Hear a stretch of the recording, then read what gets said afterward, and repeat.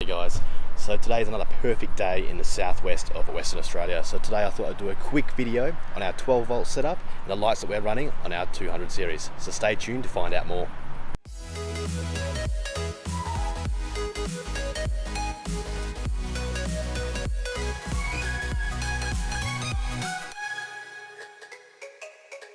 Okay guys, so the first thing we've done in this cruiser is split the factory batteries here.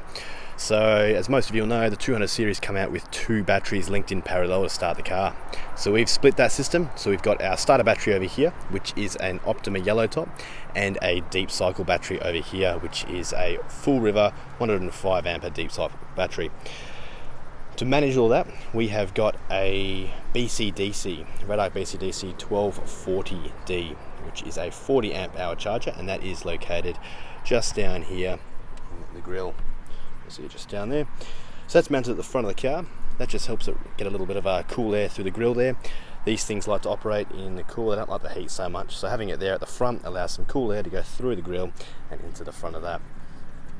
So further to that, all our wiring is managed through a fuse block put up here in the back corner of the vehicle. So this fuse block has been built by Ultimate Four-Wheel Drive Equipment down in Bibra Lake, which is in Perth in Western Australia. So all of our aftermarket accessories are wired through this fuse block. So it makes a nice, easy place for all of our accessories. We know something goes wrong, we can come here and check all that there, so that's nice and neat. Wire up the front of the car as well. In the engine bay, you also notice this isolation switch here. This is an isolation switch that we have for our winch that we run on the front of the car. Winch wise, we are running a 12,000 pound carbon winch. A couple of winches I chose this winch. First one, it is a light winch with the dynamo rope which we've got set up here. It only comes in at 23 kilos. It also has a 5-year warranty and comes with a breather hose for the motor, so just to help protect it from any water ingress. So we've got the control box for that winch just mounted just above. Obviously you've got your normal input for your controller there, plus it comes with a wireless controller as well. And then over in the back left corner of the engine bay, just over here, is our breather hose for the motor. So that just helps that prevent any water ingress and lets anything come in and out as we go into cold and hot temperatures. So another thing you notice on the front of the car here as well is this red Anderson plug here.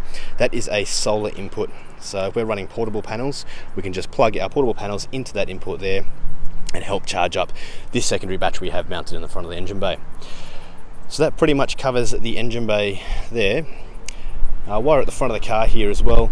You can see that we are running a GME antenna here for our UHF. This connects up to a GME XRS unit within the car. It's also got the secondary antenna as well, so we can quickly unscrew this out on the road and switch it across to a 3.1 decibel antenna as well, depending on the terrain we're following. So moving on to the inside of the car, I like to keep my cars minimal. I don't like a lot of clutter. I like it nice and neat and tidy. So what we're running here is we've replaced the factory plastic here on the driver's side. This used to have a card reader just where these 4 switches are here, which we've replaced with this custom panel, and that allows us to put 4 more switches in and move these switches around a little bit. So we've got all the factory switches, plus we've got our Redarc brake controller, which is obviously kept in behind the dash. That is a Redarc Tow Pro Elite, and we've got our underbody lights, our rock lights that we've got in the wheel wells, and we've got our spotlight switch. I also like to keep a really basic dual battery monitor in the front of the car, just so I can see what's going on in addition to the main battery monitor in the rear of the car. So that's the driver's side there. So when we jump on into the vehicle, we can see that just down here there's a few more switches. Most of these are your factory switches. However, this top one here is a battery link switch. So if in the instance our starter battery goes flat, we can press and hold this, press the start button. It'll link the 2 batteries that we have together in parallel, and we should be able to start the car. So also from here we can see that we've got the GME XRS unit. This unit is mounted, the main unit is mounted behind the dash here, and all the controls here are just on the handpiece. This is plugged in just with an Ethernet cable just in the passenger footwell there, so if you're not using it you can remove it and pack it away. Another benefit of these XRS units are these awesome mounts. So it's just a magnet, it's none of that clipping on anymore, it just magnets onto the car, nice and easy to get off, and so far I haven't had it fall off once we've gone forward driving. So that's about it at the front. Also, mount wise, I do run a RAM mount here. This just fits the iPhone in here, plugs in there, and we've just got a USB cable that charges that up while we're driving along, so I often use that for road navigation, and just have it there. Okay, so let's move into the back seat of the car here. We have the factory Sahara unit in the back of the console here. The only thing I've done here is this factory 12 volt outlet here, the cigarette plug, I've had rewired directly to the second battery, so that always has power with the car on or off. So other than that, the back seat of this car is fairly stock standard. Yeah, we're also running a 12-pin trailer plug. So this is for the caravan. Obviously powers all your normal lights plus your fridge, and charges your caravan battery while you're driving. In addition to that, we've also got an Anderson plug, just puts out a 12 volt power there. So we have not actually using that at the moment, but it's ready, set up and ready to go there. So moving into the rear of the vehicle, so we've got a bit of a custom setup here. Just got our drawer system that we've installed. As you can see, there's a control panel at left and right sides of this. So we'll start with the right hand side. On the right hand side is our air control. So we've got our ARB compressor, which is mounted up here in behind the plastic paneling between the paneling and the body. This switch here will control the compressor when the engine's on, and then you've obviously got your outlet here at the bottom. This switch at the moment is a blank, so we're not sure what we're going to do with that yet, but that's ready for some future modifications there. And these two paddle switches and this gauge, these are referred to the airbag controls. So with a flick of a switch, I can increase and decrease the pressure in the rear airbags, which is extremely handy for towing, taking the van on and off all the time. 10 seconds each way and you've got full pressure in your bags. So real great system there. Moving across to the passenger side of the vehicle, this is where we have our Victron battery monitor. So we have a Victron Bluetooth battery monitor up the front. So it's got several different displays here. We've been camping for a couple of days now, so it's running a little bit low, but it shows the voltage of both your batteries, the current amp draw, as well as your watts, amp hours, the percentage of the battery. This will also connect to your phone through an app where you can view your battery status, what's coming in and out, and manage it all from there. These two switches here control the camping lights on the roof rack. So you've got your right and left sides, so I'll show you those in just a moment.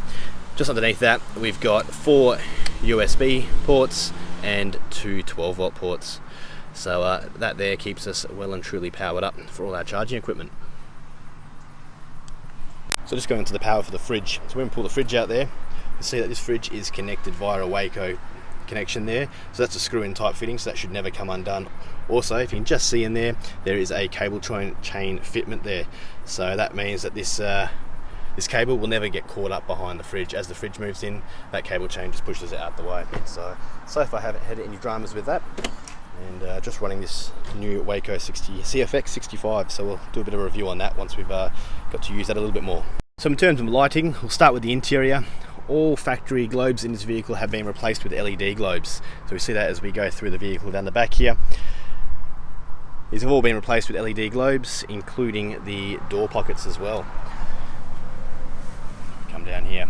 So also going with the interior as well, we've installed this aftermarket light just on the tailgate here. This shines down a lot of light down onto the tailgate and also directly into the fridge when it's out and it slides. So this is just connected directly into the back of the switch for the Sahara, which controls the automatic tailgate. So it's a plug and play operation.